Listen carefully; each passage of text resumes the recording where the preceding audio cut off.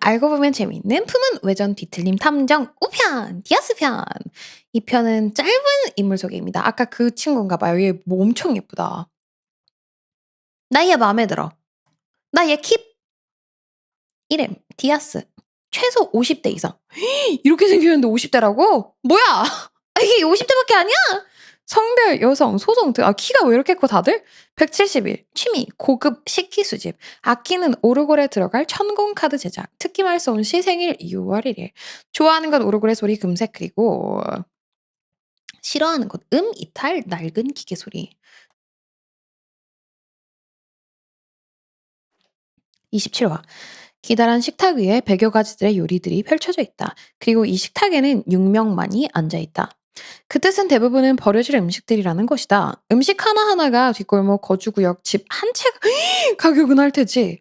그렇다면 이 자리가 사치스러운 식사일까? 사치란 분수에 맞지 않는 소비를 할 때나 하는 말이다. 디아스는 충분히 그래도 된다. 오히려 디아스에게는 해맹팡팡 샌드위치 하나 정도 사 먹는 수준이겠지. 세계관 내에서 해맹팡팡이라는 게 되게 자연스럽게 나오나 보구나. 그래가지고 아까도 그래가지고 그런 멘션이 있었구나.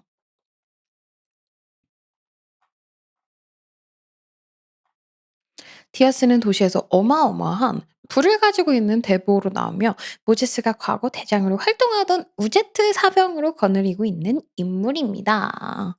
오, 오, 오. 도시에서 돈으로는 안 되는 게 없다는 것을 몸소 증명하는 캐릭터이며 날개나 조직 소속이 아닌 일개 개인으로 어마무시한 일을 벌입니다.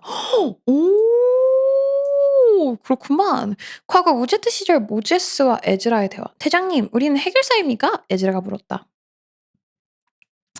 공부하더니 예리한 질문도 하는군. 모두 해결사 출신이지. 찾아보니 우제트는 사무소로 등록되어 있습니다. 대표는 디아스님이 아니라 모제스 대장이시고요. 디아스라는 의뢰인이 우리에게 일을 맡기지. 한 사람만을 위한 거대 사무소. 그것이 우제트. 아! 하지만 제 생각에 우리가 하는 일은 이 주제.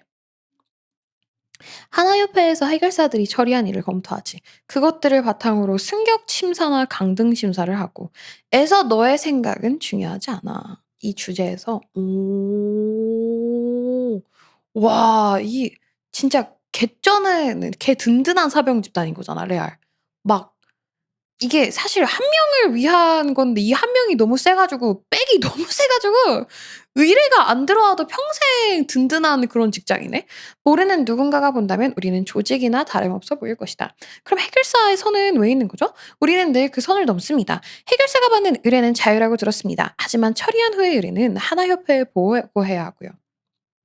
나는 고개를 끄덕였다. 우리는 1급 사무소다.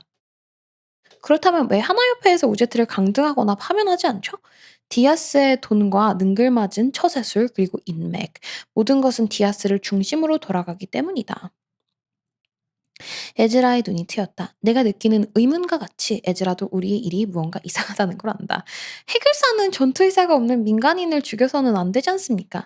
디아스는 그런 걸 신경 쓰지 않는다. 민간인이든 누구든 자신의 길에 방해가 된다면 치우고 이용한다. 나는 디아스를 위해 대신 소를 더럽힌다. 디아스의 꿈을 믿기 때문이다. 오.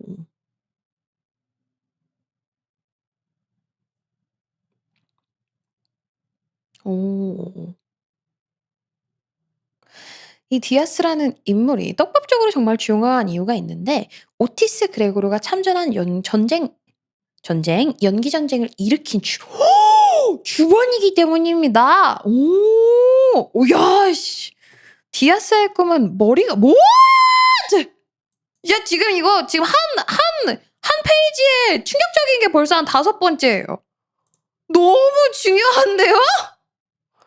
디아스의 꿈은 머리가 되는 것이며 이 꿈을 위해 과거 어느 한 인물과 손을 잡고 연기 전쟁을 일으켜 어느 한 날개를 공석으로 만들고 그 자리에 다른 날개를 앉히는 등 많은 일을 했습니다. 와, 대박이다. 너무 크다. 너무 크다. 너무 중요한 인물이다. 그리고 그의 꿈을 믿는다는 건 이거를 서포트한다는 거는 야 되게 되게 복잡하네 설정이.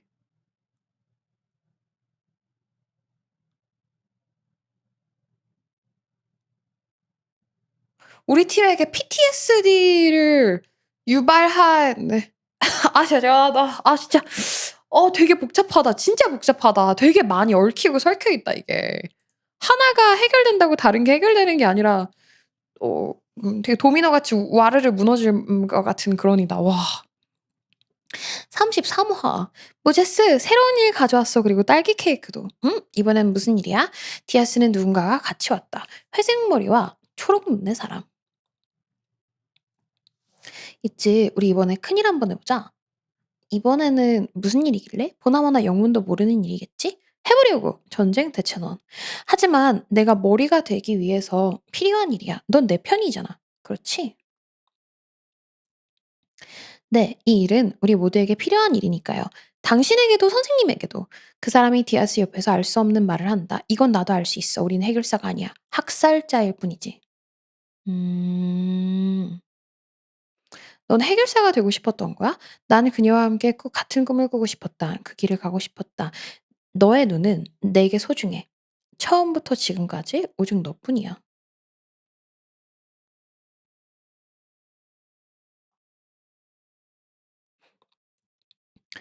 오랜만에 만난 디아스를 대놓고 싫어하는 모제스. 과거 모제스는 디아스에게 걷어줘 디아스를 언니처럼 따랐으며 우제트의 대장까지 할 정도로 디아스를 신뢰하고 디아스 또한 모제스를 어마무시하게 아꼈지만 연기 전쟁 중 우제트 팀 2,416명을 고의적으로 갈아 넣어 모제스와 에즈라를 포함해 3명만 살아남게 하여 모제스는 디아스를 혐오하게 됩니다. 이제는 적이군요. 오케이. 이해했어, 이해했어. 감정선 이제 과거에는 엄청 좋아했다가 너의 꿈을 믿었지만 너의 머리를 위해서 2,000 몇 명이나 학살하는 쓰레기라는 것을 알고 인제 좋아하지 않는다. 이게 하나의 실험이었다고? 이 끔찍한 것들을 보게 하기 위해서 에즈라, 하리준 너희들만이라도 구해 보겠어. 모제스 대장님, 알아 모제스? 난 머리가 될 거야. 그러기 위해선 날개를 달야겠지. 디아스! 넌 내 눈이야. 나는 절규했다. 와. 이 인물이 뒷담에서 열심히 구르다 베스파에게 팔을 잃은 모제스를 초대해 디아스 기준으로도 비싼 의수를 모제스에게 선물해주며 뒤틀린 포획을 요구하고 모제스가 뒤틀림을 잡으러 다니는 것이 뒷담 2부의 내용입니다. 그 뒤로는 연중이 되어서 행방이 묘했습니다만 그런데 이런 전쟁 주범이며 도시의 대보이자 본인 목적을 위해서라면 무엇이든 갈아버릴 수 있다는 디아스가 림버스 컴퍼니 본사의 보안을 고의적으로 허술하게 만든 자가 누구인지 알고 싶습니다. 이거 나예요, 여러분. 이거 나예요. 림버스 컴퍼니의 대표 디아스가 그때 대답입니다. 멍청한 파우스트. 우리 멍청한 파우스트. 림버스 컴퍼니의 대표 디아스가 그 대답입니다. 멍청한 파우스트. 현 림버스 컴퍼니의 대표가 되어 버렸네. 여기서도 똑같은 짓을 하고 있습니다. 야. 나 이거 이름 기억 못 했어. 그냥 처음 들어보는 이름이다 했는데 '어디서 들어봤더라.' 했는데 여기에 나왔는지 몰랐다. 와. 나 그 생각은 하고 있었어. 저 채팅 딱 맞아. 디아스에 의한 전쟁 피해자인 그레고르는 단 한 번도 디아스의 마수에서 벗어난 적이 없다는 씁쓸한 현실에다가 우리를 도와준 이 팀 자체가 거기도 또 전쟁 피해자인 거잖아? 우리는 PTSD 범벅에서 살고 있어요 지금. 지령이 말한 대로 그때를 기다렸다고. 딸이 나가도 기다렸다고 기다렸지. 기다리고 기다렸지. 그러다 림버스 컴퍼니에서 연락이 왔고 뒷문이 열려 있더구나. 단말기가 울려서 딸을 데리러 가야 할 때가 되었다는 것을 알았지. 본인 목적을 위해 거미집이 LCA를 습격하게 만들어 요시와의 재회의 순간을 만들었고 LCA 강습 2팀 우제트의 총기를 고장내며 리엔에게 고의로 던져 넣어 리엔 제압에 실패하게 만들어 리엔이 요시에게 마무리될 수 있는 지금의 결말을 만들었습니다. 디아스는 무엇을 하고 싶은 거길래 이 모든 결말을 만드는 걸까요? 이번 장에서 나온 거지만 운명 이탈 패시브 설명으로 추측을 해보자면 네.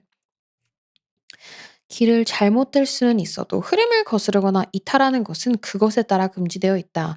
정해진 운명을 만들고 관측해서 그 결말에 도달하려고 하는 것 같다는 생각을 해봅니다. 너무 캐릭터가 악역 같은 캐릭터라 미래의 모든 진실을 알게 된 우리 버스 가족들이 림버스 컴퍼니를 적대하게 되지 않을까? 하는 생각도 듭니다. 와, 근데 너무 맛있다. 야, 진짜 맛있다. 말도 안 된다 컨셉. 너무 맛있다. 너무 중요한 컨셉인데 이게 안 나오는 게 아쉽네요. 이거를 무조건 알아야 알면 손해 볼 게 하나도 없는 외전이다. 여담으로 소개는 안 했지만 한희준이라는 캐릭터도 있는데 살아남은 우제트 중 하나이면서 디아스를 따르는 부하로 나옵니다.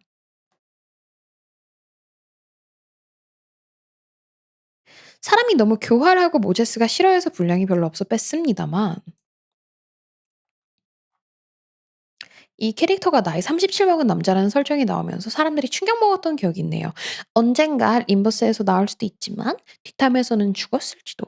캐릭터 소개 위주 글이라 뒷탐에 나온 좋은 에피소드나 큰 에피소드는 적지 않았습니다만 나중에 지훈 씨가 뒷탐은 꼭 게임으로 된다고 했으니 그때 뒷탐의 이야기를 보는 것도 나쁘지 않겠네요. 뒷탐은 여기서 끝입니다. LCD 팀이 림버스에 직접 나오기도 하고 10장의 무대 엔사에서 활동했던 모제스 에즈라 베스파가 나와서 글을 작성했습니다.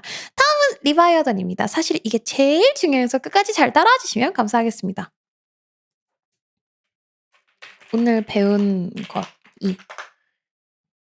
데빌 지훈보다 오래 살아야 이 모든 의문점을 알고 죽을 수 있다. 진짜 죽더라도 내일 죽더라도 데빌 지훈보다는 하루 늦게 죽어야 알 수 있어 우리. 오래 살아야 할 이유가 점점 늘어나. 머리가 되기에 뭔 짓을 할 수 없는 게 아주 너무 매력적이야. 너무 매력적이야. 진짜 말도 안 돼. 이 셋업이 와 셋업이 너무 매력적인 것 같아. 생각지도 못했던 네 전개인 것 같아요. 그리고 얘네가 9 장에 나왔을 때 그냥 나는 육창굴단에서 봤던 애들이라 익숙하니까 '어 안녕.' 정도였는데 이걸 알고 보니까 얘네들이 얼마나 더 깊이 있는 캐릭터들인지 이해할 수 있어 좋아. 결론 다음은 언제 나옴? 내 말이. 리바이어던 읽으러 가 볼까요?